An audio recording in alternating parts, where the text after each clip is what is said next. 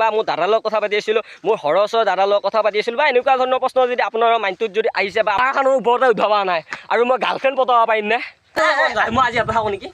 পাৰিলে পাৰি থাকিলে মই থাকোঁ নে? তই সৰহ থাকি যা, মই তই সৰহ মই থাকিম। Bye bye bye bye. মানে কি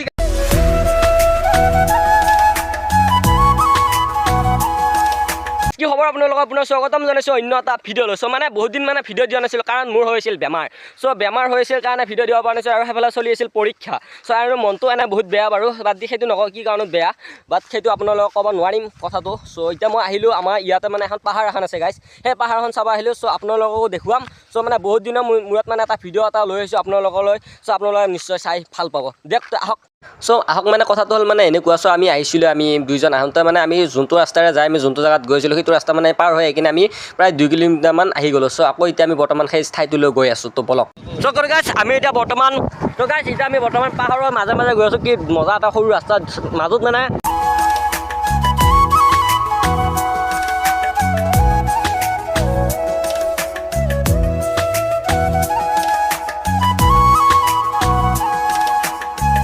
চ' গাইছ মই আহিম বুলি ভাবি থকা এই পাহাৰখন মানে চাওক, মানে এই ইফালে এখন পাহাৰ আছে আৰু এইফালে এখন পাহাৰ আছে।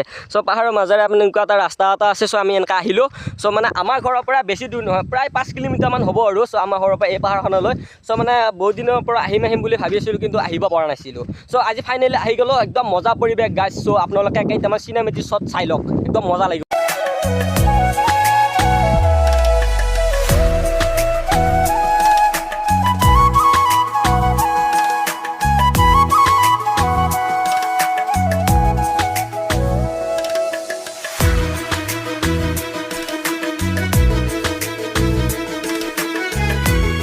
যদি আপোনালোকৰ মন চন যদি কেতিয়াবা বেয়া লাগি থাকে বা আপোনালোকৰ আপুনি যদি গাৰ্লফ্ৰেণ্ডৰ লগত কেতিয়াবা কাজিয়া কৰিছে, তেনেহ'লে যদি আপোনাৰ মনটো যদি বেয়া লাগি থাকে, তেনেহ'লে আপোনালোকে এনেকুৱা ধৰণৰ পৰিৱেশত আহিব পাৰে। একদম গাইছ মনটো একদম মানে সেই মজা লাগি যাব গাইছ। কি মজা শান্তি পৰিৱেশ গাইছ। মানে ইয়াতে এটা পুখুৰী এটা আছে। চ' এইখিনি পাহাৰ। চ' এই কৰিম ভাই তাতে আছে, পাহাৰখনৰ ওপৰত উঠি আছে, মই বাৰু উঠিম। চ' ইয়াতে আপোনাৰ পাহাৰৰ কাষতে এনেকৈ খেতি কৰিছে, ধানৰ খেতি। চ' ইয়াতে শালি ধানৰ খেতি কৰা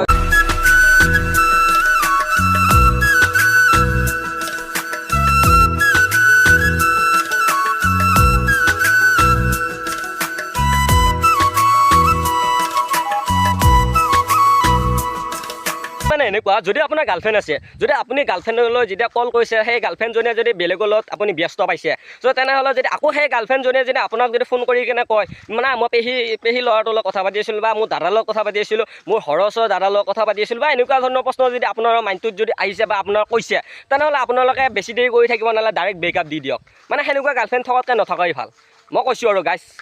এইটো কি বস্তু আপোনালোকে কওকচোন। মানে এইখন হৈছে জাল, মানে এনেকুৱা পুখুৰীত মানে এনেকৈ জাল মাৰে। চ' এনেকৈ মাছটো উঠাই কেনে বেচে, মানে এইখন দুটা। চ' গাইছ এতিয়া মই গৈ আছোঁ সেই পাহাৰখনলৈ। চ' তো বলক গাইছ, এতিয়া পাহাৰখনৰ ওপৰত উঠিব লাগে। চ' এতিয়া মানে আপোনালোকক এটা মজা ভিউ আপোনালোকক দেখুৱাই আছোঁ গাইছ।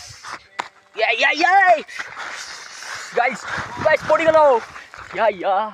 গাইছ একো নাই বাৰু, এনে উঠিম গাইছ। মজা গাইছ, পিছলি যায় গাইছ। গোটেই পিছলি যায় মানে সেই আৰু মানে ওখ আছে না মালটো, সেইকাৰণে আমি এই চেণ্ডেল উঠিছিলোঁ কিন্তু উঠিব নোৱাৰি গাইছ। একো নাই, একবাৰ নোৱাৰিলে 100বাৰ চেষ্টা কৰিম গাইছ।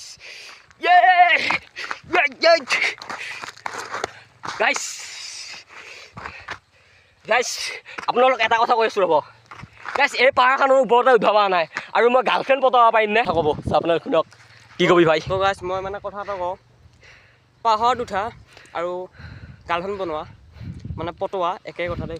ইমান সহজ নহয় গাইছ। মানে অসমত মেইনলি দুটা বস্তু পোৱা বহুত টান, মানে কণ্টেণ্ট আৰু সেই চিংগুল ছোৱালী, হয় নহয়? কিয় নহয় ভাই, আমি এই কণ্টেণ্টৰ কাৰণে কৈ গাইছোঁ, দেখিছেনে? পাহাৰৰ মাজত, সেই পাহাৰৰ মাজত কোনো নাই, ইয়াতে কোনো নাই গাইছ। এইফালে সেই 5টো দেখাই দিয়ে এইফালে ডাইৰেক্ট, মানে কি কয় গাইছ, এইটো অৰুণাচল আৰু মানে অৰুণাচল 5টো দি আছে মানে মই এনে অৰুণাচল নহয় বাৰু, আমাৰ ইয়াৰে বাৰু। মই মানে ফিল কৰি আছোঁ বাৰু। এই গাইছ এফালে এইটো নদী। ত' আমাৰতো গাৰ্লফ্ৰেণ্ড নাই না। আমাৰ গাৰ্লফ্ৰেণ্ডে যদি আমাৰ গাৰ্লফ্ৰেণ্ড থাকিল হয়, তেতিয়া আমাৰ গাৰ্লফ্ৰেণ্ডে ক'লে ওক নাচবি তক নাচবি, কিন্তু আমাৰ গাৰ্লফ্ৰেণ্ড নাই। আমি কুত্তা ঘূৰা দি ঘূৰি আছোঁ গাইছ, কুত্তা। আমি কি ঘূৰা দি ঘূৰি আছোঁ? কুত্তা আমি কুত্তা ঘূৰা দি ঘূৰি আছোঁ গাইছ। যদি আপোনাৰ গাৰ্লফ্ৰেণ্ড আছে ব্ৰেকআপ দিয়ক আৰু আমাৰ নিচিনা কুত্তা ঘূৰা দি ঘূৰক। হ'ব তো গাইছ গাৰ্লফ্ৰেণ্ড আপোনাৰ বাদ দিয়ক, আমাৰ লগত আহক, ফুৰক, এনজয় কৰক, চিল কৰক, কি কয়? আৰু একদম মজা তাবাহি হৈ যাব।